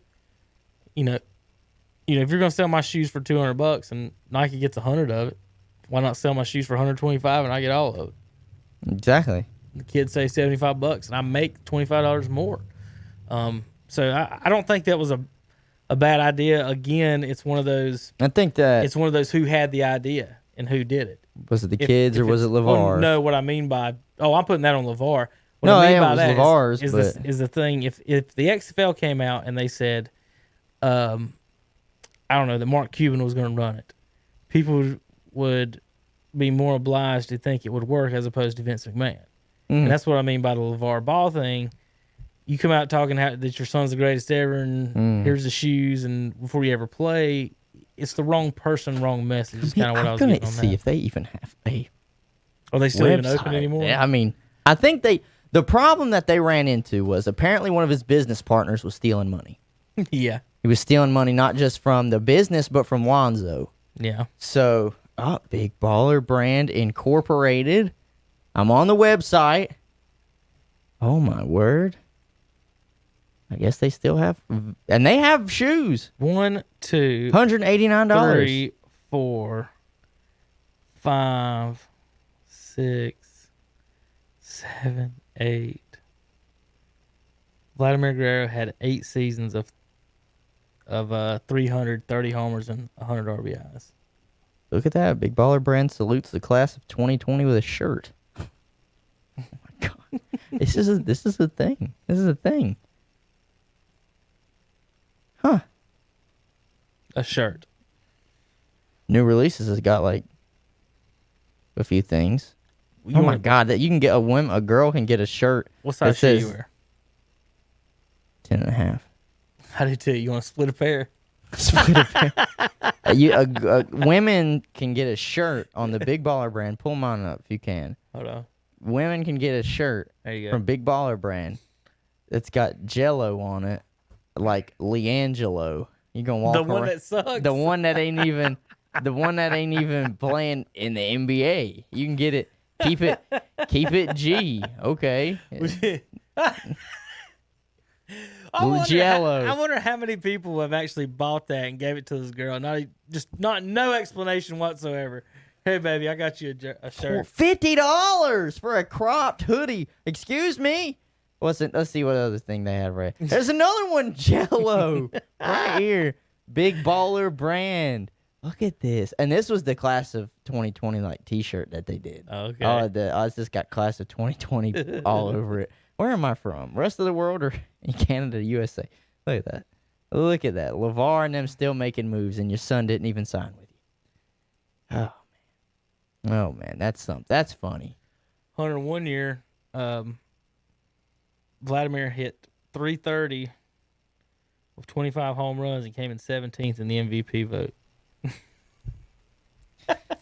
17th. Some of the stuff when it comes to baseball really irks his me. third year. Well, now that 324, 38 homers, 109 RBIs, OPS 960, 13th in the MVP.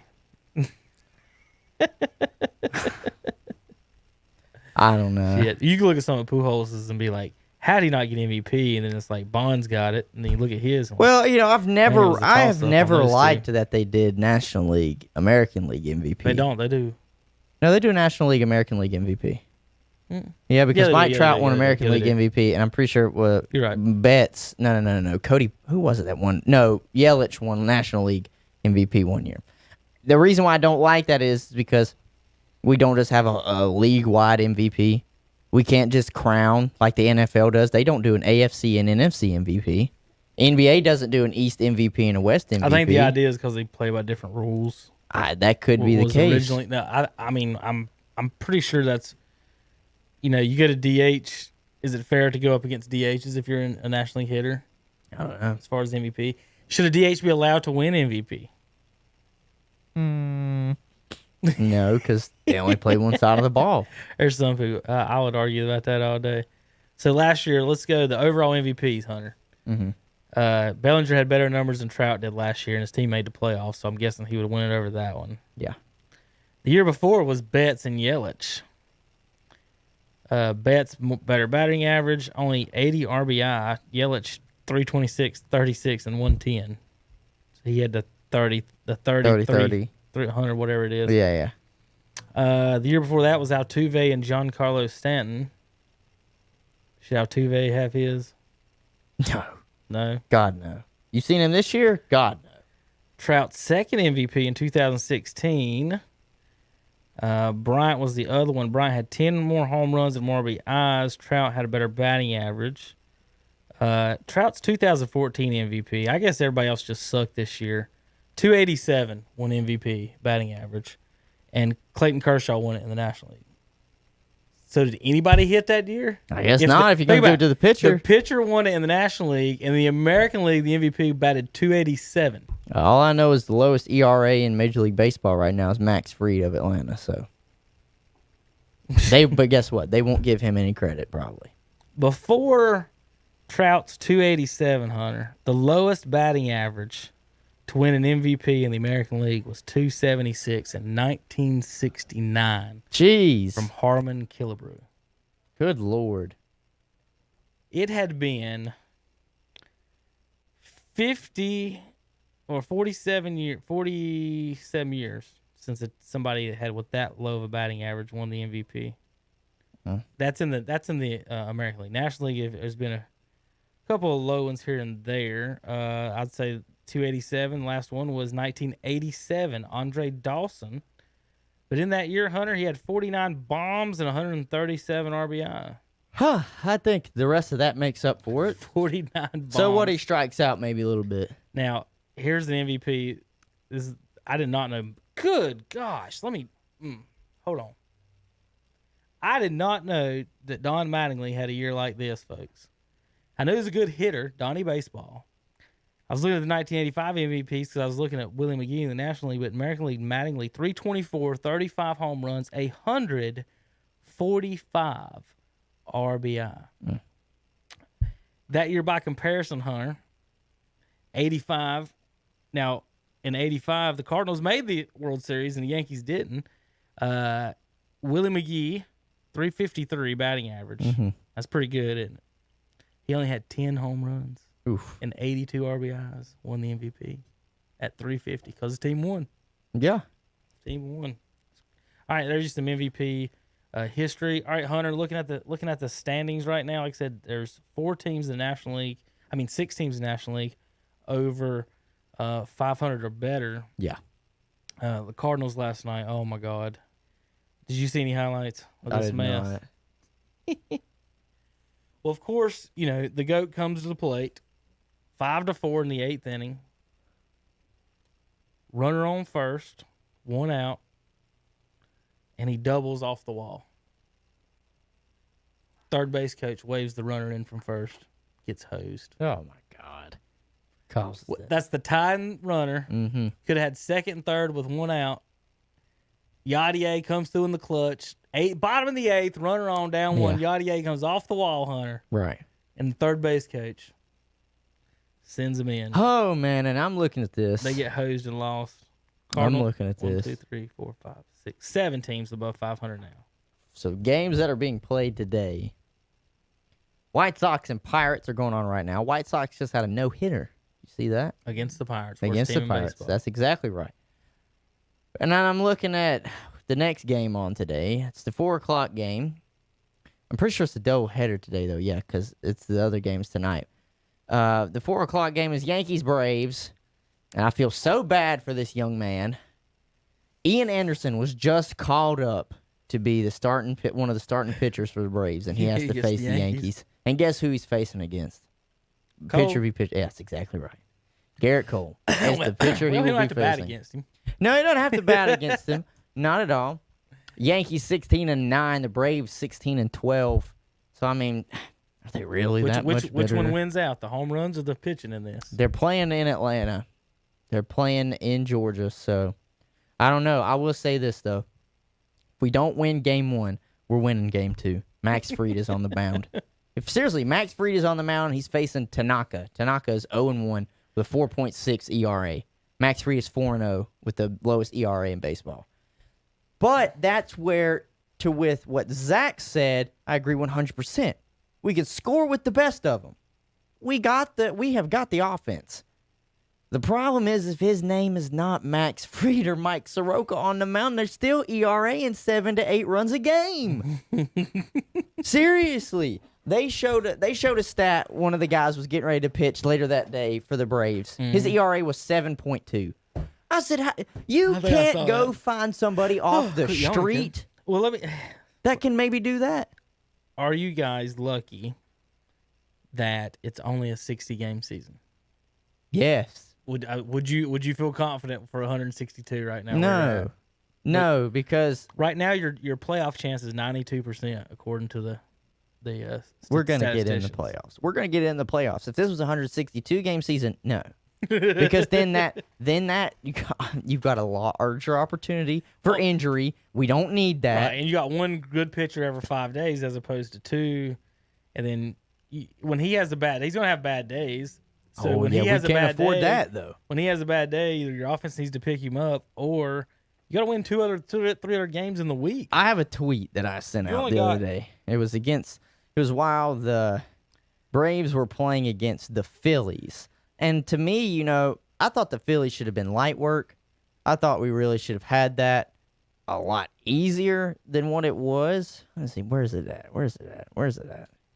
Yeah, and it was basically I was saying that the pitching needs to get their shit together. It's just plain and simple. And it was because they were down 4-0 in the bottom of the third. Yeah. You went 3 innings and let up 4 runs? That's way better than they did last year in the playoffs. Cardinals got 10-1. I know that. But he's not. He's been demoted. I mean, he's not even pitching for us right now. Fulton Ellis. And then offensively, we literally in an instant made it 4-2. But the reason why I did that was because game prior against the Phillies, how did we win? We won because of a walk-off from Dansby. How did we won a lot of the games that are close? So we got lucky with a walk-off. And we can't keep relying on somebody to just come in the clutch right there in the bottom of the ninth. Yeah. You can't. At some point, we have to kind of impose our will on the defensive side of the baseball, especially on the mound, so that it's not maybe a nail-biter to the end. Because guess what? You ain't clutch all the time. You can't just say, hey, Dansby, or whoever's going up the plate, pull this out your ass maybe for the third or fourth time this month. So, to me, the games they get too close, and then we get behind, and the offense, because I have no question about it, will get us close, but the pitching can't put them away. And I have a huge problem with that. Who knows? Maybe this kid that they pulled up, maybe he's going to be the real deal, but this is the worst team in the world to bring him up against. If you're talking about a confidence builder, you got this kid facing probably one of the hottest teams in baseball, the Yankees. Come on. He's going to get shelled. I know this is weird and has nothing to do with it, but I'm over looking at the Cardinals schedule, and look at all the C's in that schedule. Cubs, Cincinnati, and Cleveland. They can't come up with a cool... And they're all red C's. They can't. And KC's in the middle of it with a blue C and a Pittsburgh. But I'm just sitting here just going through this They can't come up with a decent logo. Then Minnesota comes in with a T and another red C for Twin Cities. Watch this, Hunter. I'm going to count the games in a row where there's a red C involved in a logo. 3, 4, 5, 6. Shit. 6, 7, 8, 9, 10, 11, 12, 13, 14, 15, 16, 17, 18, 19, 20, 21, 22 of the next 26 games, the other team will have a red C on their helmet. I bet that stat will not make ESPN tonight. I watch it now. They're listening. They're always listening. Of 26. Wait a minute. Then they go 2 more, so 22 of 28, and then they do 3 more, so 25 of 31 of their next games, which is pretty much the rest of the season, have a red C on their helmet. That is insane. So then, anyway, they play tonight with Kansas City, then they got 2 with Pittsburgh tomorrow, doubleheader. That's the doubleheader you want to win against Pittsburgh. You don't want to split. You don't want to split with them. No, you want to get both of them. Absolutely. And then they finish this big weekend. Well, that's one. If you're St. Louis and you're going into the game, you're like, we're getting both of them. Yeah. There can be no slips. This weekend they play. So this week we got Kansas City first 3 games, and we got Pittsburgh for tomorrow, and then we got 3 days with Cleveland. So I get Terry and Tom this week. Man. Cardinals blew it last night. Like I said, Molina hits one off the wall, and they get thrown out at home. So they lose one run game 5-4. They've lost 2 1-run games, 2 2-run games so far in their 9 losses. I want to give you some interesting playoff percentages, chances. Okay, you ready? Yes. 15 teams over 500. Okay. Or more, which is half the league. Got it. 100% Dodgers. 99.9 the A's. Other 99% are slightly lower than 99.9. The Rays, Twins, Yankees, Cubs at 96, Indians and White Sox at 98. Padres 94. Braves at 92. Houston 97. The reason I'm kind of, if I miss one, jumping over one or so, I'll pull it up so everybody can read too as well. Yeah. The reason I'm jumping over one or two is they're not in order of they're in order of winning percentage, not playoff percentage here. So I'm a little awkward on that or out of order. Cardinals have a 70% chance of making the playoffs right now. Yeah. The Rockies, Hunter, for example, in the West, they're 15-15, but because the Cardinals' division is so bad, Cardinals have a 70% chance of making it, and the Rockies only 35% chance of making it, and they're pretty much the same record. Who's got the worst record in baseball, Hunter? It's the Anaheim Angels. Nope. That's the American League. Oh. That's just in the American The League. Pittsburgh Pirates. The Pittsburgh Pirates overall. They have a 0.5 chance of making the playoffs. Insert meme. So you think there's a chance? So you think there's a chance. Seattle has 3% chance of making the playoffs, which Seattle has a better record. Who put this? Is this WAR? Is this ESPN? Hunter, explain this to me. Seattle has a better record than the Angels, but in a the lower, same division. but a lower percentage of getting in. Yes. That's dumb. Did the Angels just hold tiebreakers over them or something? Like I they don't know. beat them, maybe? Maybe I don't they know. play the Pirates 6 times. Frick, I don't know, dude.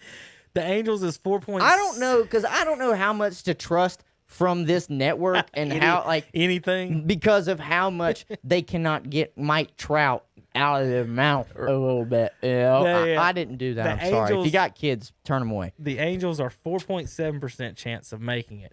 So the record, Hunter, is 10-22. We said 500 would get you in. That means the Angels, to get in the playoffs, need to go 20-8 to finish the season. That's Ain't just happening. to get in the playoffs. Ain't Now, happening.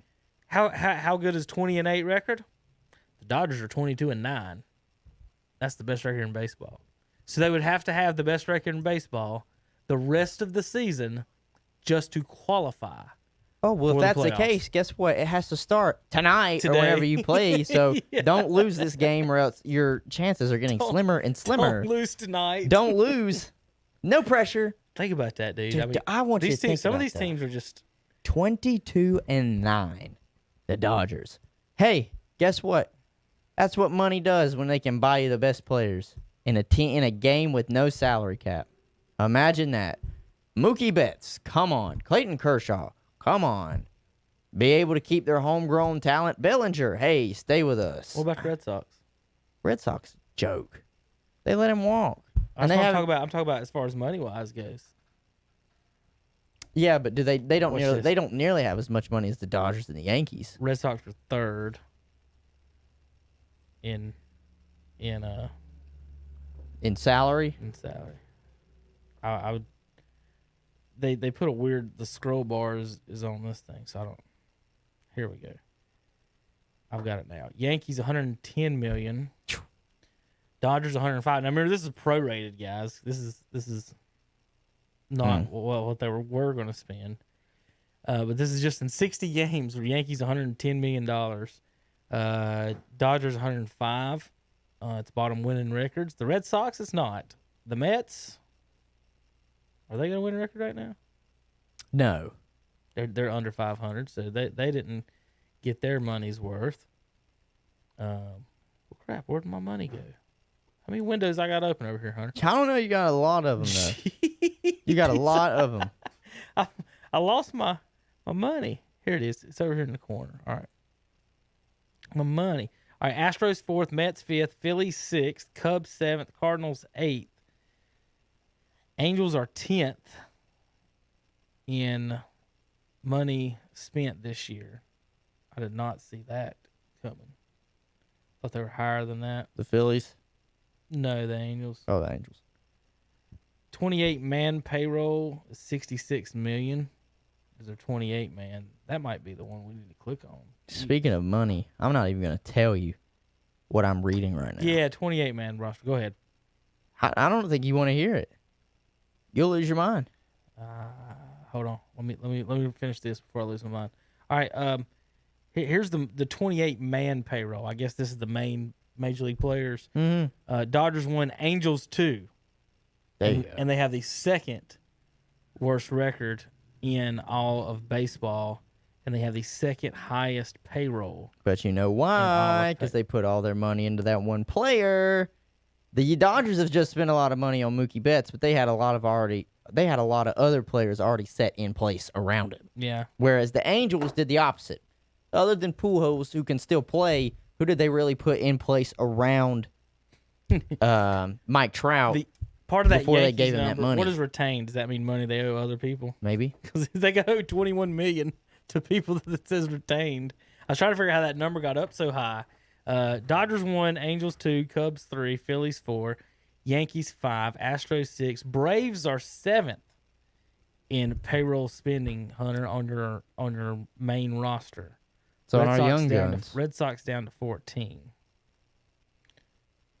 Here's the win. Oh God! They put the win percentage on the same page, Hunter. Oh. I don't even have. Oh, this is my favorite new page now. Where's it at? Find my internet. Here you go for you folks watching. All right, over here on the left side. The first number is the team's win percentage. We see rank, and then you see win percentage. So here we go. For $73 million, the Dodgers got a 70% chance of winning. Pretty good. That's really good. For $66 million, the Angels got a 31% chance of winning. Same city, same payroll. I'm about to say almost spending the same amount of money. One team's got the best record in baseball. One team's got the next almost to worst in baseball. Cardinals down at 9th. Like I said, Braves 7th. Percentage win percentages. Teams under 500 spending big here in the top 12. That would be the Angels, the Phillies, the Nationals, the Reds, and the Mets. You're all wasting money. Who's got the best bets in baseball, Hunter? Let's check that out before we wrap it up today. Who's got the over 500 and spending a little? Well, the Miami Marlins, $14 million is all they're spending this year on their roster. And they got a pretty good opportunity. 56% win percentage. How about the Rays? Are 27th with only $18 million on their roster. They got a winning record of 645 or 65%. Twins at 23rd, Hunter, 64. There's your best money. The A's best record in American League, 19th in payroll. In the same division as the Angels. So there you go. This is my new favorite website. Major League Baseball. It's called Spot Track MLB Payroll. Okay. I do use that website a lot for the now for to end the show. It's time to make you mad. Shit, what? According to contracts provided today by the University of Georgia, offensive line coach Matt Luke has signed a 3-year contract, obviously running through June of 2023, and it's going to pay him $900,000 annually. Special teams coordinator Scott Cochran signed a 2-year contract through 2022, paying $550,000 in the first year, $575,000 in the second year. That is an offensive line coach and a special teams coordinator making over $500,000 per year. Well, was the Alabama strength and conditioning coach was like $600,000 or $800,000? And we're talking about these, coach. and we're talking about these universities cutting athletic programs that run for less than what that offensive line coach is getting for a year. I'm trying to find my college coach, college coaching salaries. They're trying to hide that, are they? I saw. Well, they're always trying to hide. they make you have to dig for. Well, that doesn't count the endorsements that they have. How much is Nick Saban making off them Aflac commercials? I was looking at golf. You're looking at golf? You was talking about a good job. I'd rather be a golf coach than a special teams coordinator. Go ahead. I mean, how much is the golf coach going to make? Georgia Tech makes $164,000. I wouldn't mind that at all. I wouldn't mind that at all. Top women's coach at Texas makes $140,000. It's just people. We're trying to open your eyes to realize that when these universities are saying that, oh, we need to cut back on spending, we're going to cut a few programs. It's bullshit. I mean, I would coach It's bullshit. a golf team for $50,000 a year, and Georgia Tech's getting The reason I looked at that one, I was thinking that Tennessee's was like 200 and something thousand. Why could you not coach at a major university? Like, say it is the offensive line. You wouldn't just want to be like at least the offensive line coach for $70,000 to $80,000 a year. It's either that or what? You want to go work a normal job? Right. Like you have to make $900,000. Exactly. It's not like usually when you overpay for something like that, it's to make you want to work for us, not because you really, really want to work for us. Right. We'll give you what you really want to work for us? Yeah. What about really, really? Yeah. What about really, really, really? Well, we can't give it to the players. Because it's one of those things where, like, I'm looking at this as an offensive line coach, and don't get me wrong, we love sports. That's why we do this show, and that's why we cover sports. But at the same time, sports is not changing anything. It's not impacting the world except maybe giving people an outlet or giving opportunity to guys to go make a lot of money. But for him to get $900,000, and then obviously my mom, who is a healthcare worker, who has been exposed to this pandemic, the COVID-19, and caught it, for them to not even give her hazard pay, that's outrageous. I mean, we're talking about which one of those is more important. And I'm not just saying it because of my mom. I'll just say the nurses or the offensive line coach at the University of Georgia. I don't know. I don't know which one of those really should be making $900,000. You could split that $900,000 that they're giving the offensive line coach at the University of Georgia up and make probably a lot of nurses really happy about going to work today. I can't. I just knew that you'd probably enjoy that little tidbit of who's getting paid what. The only thing I'm getting is on the hourly wage. I'm having trouble getting the overall best salary for golf coach. So the highest hourly wage I'm finding is $61. That's it? An hour. Well, how many hours are you there? Well, you'd count it as a 40-hour week is what that's going off of. Well, then that looks pretty damn nice. The average salary of college coaches is $45,000 for golf coaches. That's all. That means Gardner Webb, Belmont Abbey, show up Tennessee, and you're my golf coach. Right, like that. So what I mean by that, it means all levels, not just like the top levels of golf. Man, wouldn't that be nice? I know it'd be nice. That's what I want to do. It's what I want my job to be. Either somehow playing golf. And I'll do something for 3 or 4 hours, whatever you want me to do. Then let me play the other 4 hours, just whatever. Man, I don't know. That's just kids and anybody else that's watching this. Don't let your university fool you when they say we have to cut these athletic programs or I'm sorry, you want to do this, we can't find it in the budget. Yeah, they do have enough money to pay one person $900,000 to coach a bunch of overgrown men how to block. So just keep your eyes peeled. Don't let them fool you. Don't let them fool you. That's pretty neat. Trying to find any other fun tweets or whatever from today or anything. Andy talked a little bit in NASCAR with us. Zach was, you and Zach weren't here Monday, so y'all kind of both missed that. Real quick, this weekend at Dover, Jimmy didn't win. It's pretty much on Harvick and Hamlin right now. The reason I paused there for a second is Jeff Gordon knows who's going to drive the 48 next year, but he's not saying. Well, he's part of a car owner, so I don't know what they're going to be doing there with that. If they mentioned Hunter, we talked about them shutting it down and him he's going to do about 15 races or whatever. But I don't know. There's mentions of Kyle Larson. There's mentions of some of the other guys moving. Eric Jones just got released.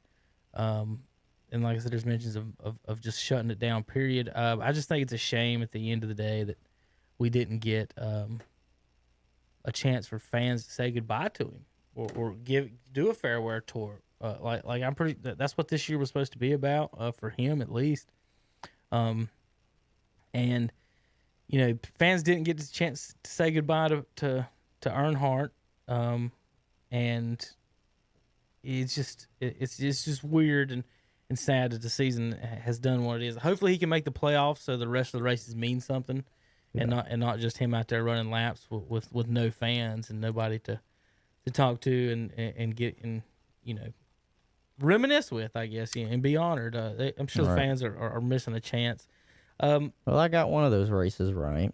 I chose Hamlin to win one of them, but that's about it. All right, Hunter, you've got to send out a message to Jesse and stuff to talk to him and Cole sometime. Cole yesterday or this week has been testing the next generation cars. He's one of the drivers that's been testing. That'd be fun to throw a question at him about that, and then of course tell Cole that he's the fan favorite here among the older generation. The older generation here at KTC. I don't know why.